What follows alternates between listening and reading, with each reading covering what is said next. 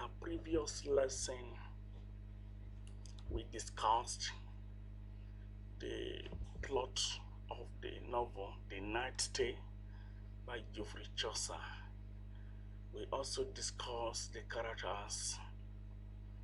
We discussed extensively the character of Palamon, the character of Aside, the character of Theseus, the character of Hippolyta, Emily, Creon, and other major characters in the play. We also discuss the gods characters like the Venus, Diana, Mars, Saturn, and several other supernatural elements in the novel. Today we are going to be looking at the themes, the setting, and the literary devices used in the story. If you haven't watched the video before of the plot analysis and the characters and characterization, they are in the channel. Look for it inside the channel and make sure you watch it so that you will have full understanding of what the Night Stay is all about. So we'll be looking at it now, and one of the major theme in this novel is love. Love exists in every facet in this story. First of all, we saw the love between Theseus and Hippolyta. Hippolyta, who is the wife of a duke, a king in Amazon. The husband was conquered by Theseus, and then she became a wife of Theseus. He became the friend and lover of Theseus, and from there became fully his wife. And also we saw the love between Arcite, Palamon, and Emily. We saw that both men loved Emily severely, sincerely, even when they haven't discussed anything with her. From where they were in the prison, they looked through the door and saw a beautiful lady trying to answer the call of nature.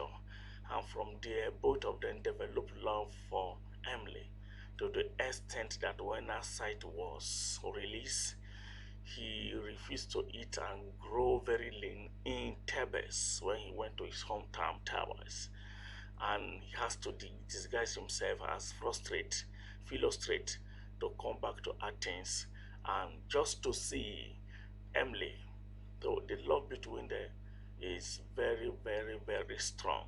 And all the battle that happened in the story, battle between Palamon and Aside, the one that happened in the wood, the one that happened in the amphitheater or stadium, all of them is as a result of the love both of them have for Emily.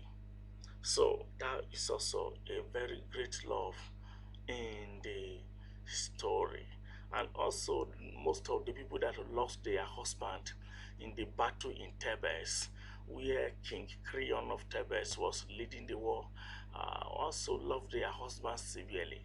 And that was why they wanted to bury the dried body of the husband and sought the help of Theseus, which Theseus granted by going to fight against Creon, the king of Thebes. So love begins with the play, and also even the death of Arcite, we saw the love display by Theseus, Palamon, and Emily. All of them love him heartily, and then we saw that the play finally ended. The story finally ended in love that exists between Emily and Palamon after they got married. Then we have another one, competition. Yes, competition revolves around the whole story. The competition between the kings, who is superior, happens at the beginning of the story when Theseus fought the king of Amazon, and that is a competition also. And we saw another one we can also call a competition, the battle between Creon and Thebes, because Creon and Theseus. Creon of Thebes refused to grant the petition of the widows to give the dead body of the husband to them to bury. And when Theseus sought that the dead body should be given to the widows, no, Creon said no, and also challenges Theseus to battle again. We saw that the battle was fierce, but the ultimate competition is the competition between Asite and Palamon. The competition between Asite and Palamon, where both of them fought vigorously for the love of Emily. We saw that they fought in the wood, and there was intervention from Theseus when Theseus, Hippolyta, and Emily were going on hunting.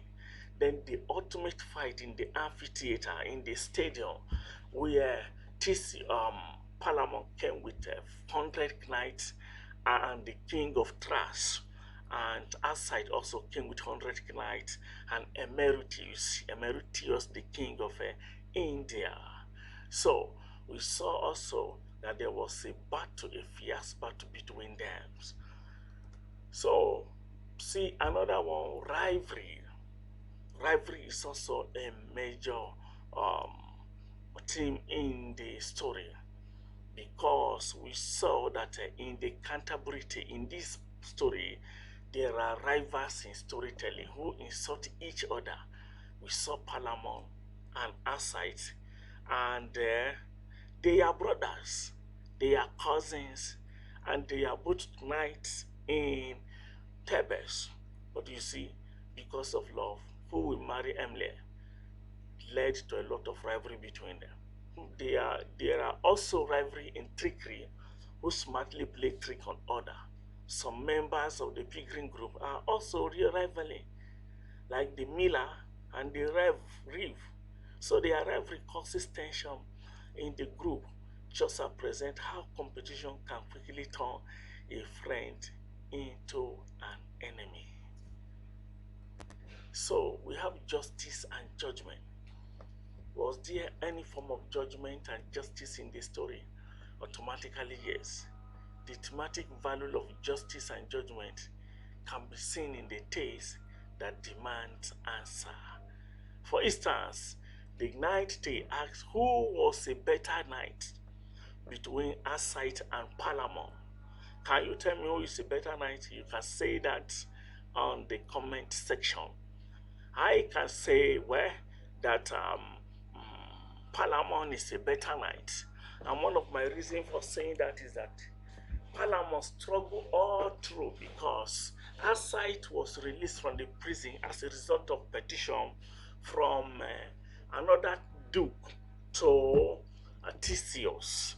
But Asite, you see, but Palamon, you see, Palamon was not released by anybody. He has to drug the jailer to be able to free himself. And after freeing himself again, he still never wanted to lose Emily, even when he was planning to go in the night. And as I challenged Palamon to do it, Palamon still waited and fought before they were stopped by Theseus. So both of them are great knights. So the tale also poses a question to the audience to consider each of the character and decide who is the most general. So we saw that the ju justice in this play is also mean that as Palamon first of all fall in love um, with Emily, and we saw that at the end he married her. So we have another theme in the play which is called friendship and company. Yes, both Asite and Palamon are good friends throughout the story, until the issue of who will love Emily came into fall. They were friends. They even take oath of brotherhood that they are going to protect each other forever. But we see that the bond cut because of Emily. So that shows And the author is also presenting to us that the love, the extent to which love of a woman, or love of especially intimate, when we develop intimate love for someone, can lead to a lot of clash in our personal interest. Like, their brotherhood relationship now got, and it led to a deadly battle between them, because who will take the hand of Emily in marriage. So we have another.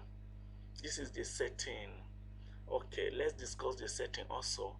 After the setting, we'll be discussing the literary devices, but the literary devices will be in the next video.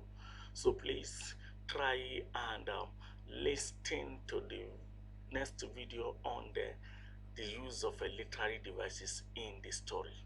So we saw that the whole story took place in Athens, Thebes, and Athens. It all took place in Greece, Thebes and Athens. We saw the battle that happens in Athens between Palamon and Arcite, then the battle between Creon and Theseus in Thebes, then the migration from Thebes to Athens by the two men who were wounded, Palamon and Arcite, and then the return to Thebes by also the two men again, Arcite and Palamon, to come and prepare for battle and fight for the love of Emily. So the play is majorly set in these two cities in Greece. Okay, so in the next video we'll be discussing the the literary devices used in this play. Thank you, and make sure you subscribe to the channel so that you will get notified when another video is uploaded.